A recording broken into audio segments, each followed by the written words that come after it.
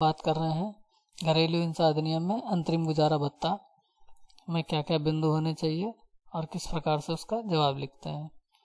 तो अब हम हेडिंग लिखेंगे अंतरिम गुजारा भत्ता के विरुद्ध आपत्ति या जवाब। जैसे कि आप प्रथम आपत्ति लिख रहे हैं तो यहाँ पे प्रथम आपत्ति भी लिख सकते हैं, लेकिन हम फाइनल आपत्ति यानी कि जवाब लिख रहे हैं तो उसके बारे में बात करेंगे। पहला बिंदु लिखिए, यह कि समस्त आरोप अस्वीकार हैं। उन्होंने जो भी आरोप लगाए हैं आप उनको अस्वीकार करिए। ठीक है, आगे लिखिए, भारतीय साक्ष्य अधिनियम के तहत सिद्ध करने का भार वादी पर है। ठोस व प्रमाणित साक्ष्यों के साथ वह उसे सिद्ध करें। दूसरा बिंदु यह है, यह कि वादी अपनी मर्जी से घर छोड़कर आई थी, प्रत्यर्थी ने उन्हें निकाला नहीं है। यहाँ पर आप स्पष्ट करेंगे कि ये अपनी मर्जी से घर छोड़ के आई हैं या इस वजह से घर छोड़ करके आई हैं, आपने इन्हें निकाला नहीं है, ये खुद परित्याग करके आई हैं।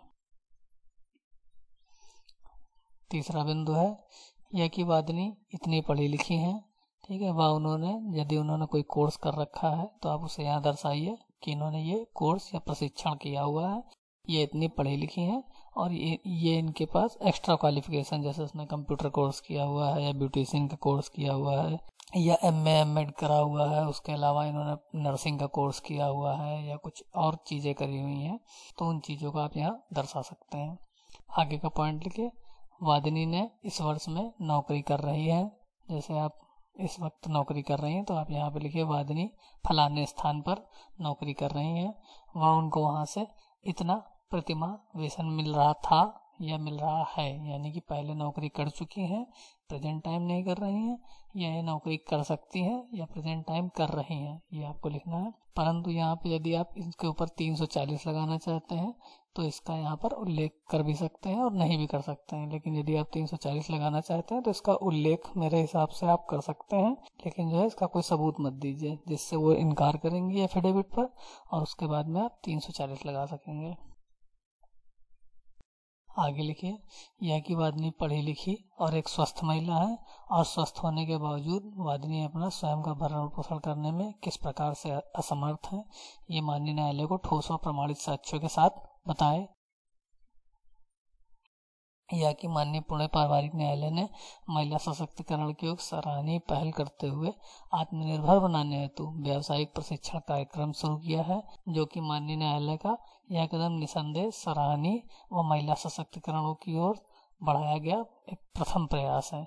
हम इसका समर्थन करना चाहिए। पुणे पारिवारिक न्यायालय ने व्यावसायिक कार्यक्रम चालू किया जिसके तहत वो जो महिलाएं मेंटेनेंस मांग रही हैं या कुछ भी मेंटेनेंस के लिए या फैमिली डिस्प्यूट में आई हुई हैं, उनको एक ट्रेनिंग दे रही है ब्यूटिशियन का और सिलाई का। इस प्रकार से उसको आत्मनिर्भर बनाने के लिए आप उसका सपोर्ट कीजिए। आप बोलिए कि मैं मेंटेनेंस देने के खिलाफ नहीं हूँ, मैं इनको मेंटेन करने को तैयार हूँ, ये अपना जो है खुद कमाने के लिए प्रयास करें, मैं उसमें सहयोग करूँगा।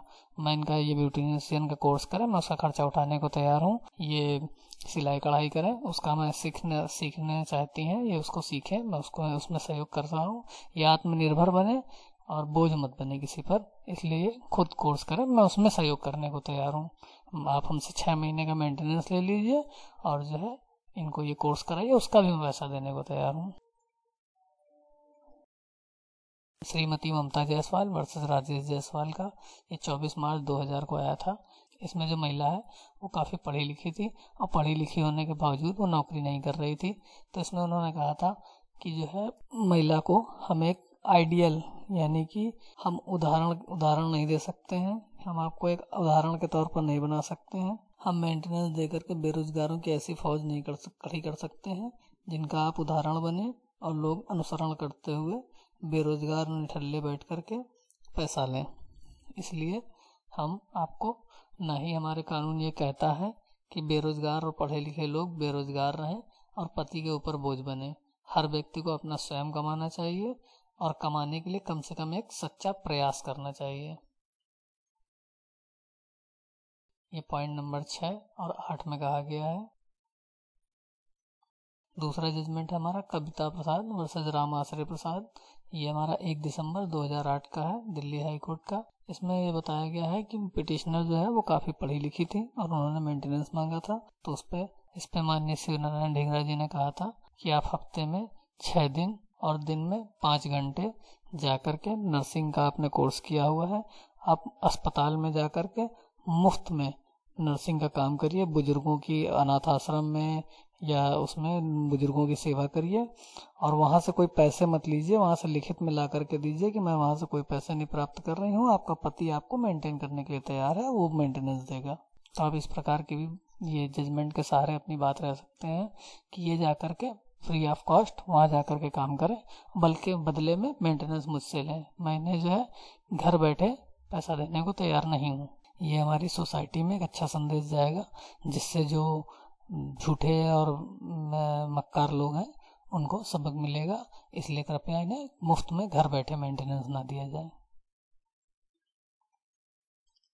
Ayub Khan Noor Khan Pathan versus state of Maharashtra and other का एक जजमेंट है, जिसमें एफिडेविट के बारे में कहा गया है कि एफिडेविट भारतीय साक्ष्य अधिनियम की धारा 3 के तहत एक शपथ पत्र एक सबूत नहीं है, वह केवल एक कानूनी प्रक्रिया है। जब तक कि उसके साथ में कोई सबूत ना लगा हो तब तक वो साक्ष्य की जगह नहीं ले सकता है। ठीक है, ये भी एक अच्छा जजमेंट है। आगे है Rattiram versus state of MP. ये 3 जजेस की बेंच ने जजमेंट दिया है। इसमें दिया गया है कि फंडामेंटल राइट है हमारा कि हमारे पास एक निष्पक्ष ट्रायल हो। यदि हमारे बीच में निष्पक्ष ट्रायल नहीं होता है तो ये हमारे जैसे गर्भवती महिला का गर्भ गिर जाने से उसको दुख होता है, क्षोभ होता है, उसी प्रकार से अगर हमारा निष्पक्ष ट्रायल नहीं हुआ तो उसी प्रकार का हमको दुख और क्षोभ उस व्यक्ति को होगा जिसके साथ में अन्याय हुआ या जिसका निष्पक्ष ट्रायल नहीं हुआ। आगे हमारा Dalip Singh versus state of UP 3 दिसंबर 2009। इसमें दिया गया है कि जो व्यक्ति साफ हाथों से न्यायालय नहीं आता उसे किसी प्रकार का न्याय पाने का कोई अधिकार नहीं है। उसका कोई भी रिलीफ अंतरिम हो या फाइनल उसे नहीं मिलेगा, और क्योंकि वो गंदे हाथों से आया है इसलिए उसे कोई भी रिलीफ किसी प्रकार की नहीं लेनी है। उसका मुकदमा जो है खारिज कर दिया जाना चाहिए। इसी पर एक और जजमेंट है एसपी चेंगलवरैया नायडू बनाम जगन्नाथ। इसमें भी दिया गया है कि फ्रॉड, यदि कोई धोखाधड़ी करके या फ्रॉड करते हुए किसी भी चीज़ को पा लेता है, अगर न्यायालय का उसको किसी भी न्यायालय को उसको संज्ञान में आता है तो वो उसी वक्त उसके आदेश को या उस केस को तुरंत ही खारिज कर दे, उसकी सारी प्रोसीडिंग को ख़त्म कर दे। वीडियो के नीचे डिस्क्रिप्शन बॉक्स में निर्णय के लिंक दिए हुए हैं, वहां से आप इन जजमेंट्स को, निर्णयों को डाउनलोड कर सकते हैं। जहां पर घरेलू हिंसा अधिनियम लिखा है यहाँ पर आप क्लिक मारेंगे तो ये ऑलराउंडर के नीचे जो जगह है यहाँ पर जजमेंट्स खुल जाएंगे। यहाँ से आप जजमेंट्स डाउनलोड कर सकते हैं। कुछ मोबाइलों में ये जजमेंट्स नहीं दिखाई देते हैं तो आप सिस्टम पे खोल करके